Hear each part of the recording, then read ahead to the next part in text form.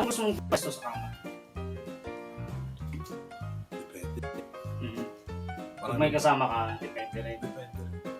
Alam mo nga, masarap na pwesto pag nakahiga ka. Ako yung gusto ko, ano lang ako, relax lang ako. Nakarelax lang. Nakalaw ka lang. Pwede din. Ikaw, anong mas trip mo? Nakahiga ka. Nakayakap saan? Sa pader? Unan. Malambot o kasi gasyon. Ano masarap na pwesto. Hindi ka naman nakadapa sa unan. Ang pangit no?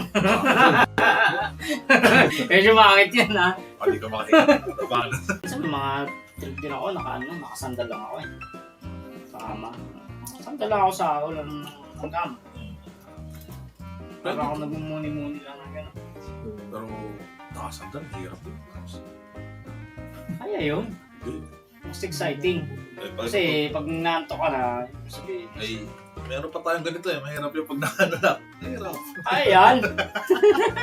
Hirap makatulog mong ganun. Diba? Yun lang. Hirap ulit.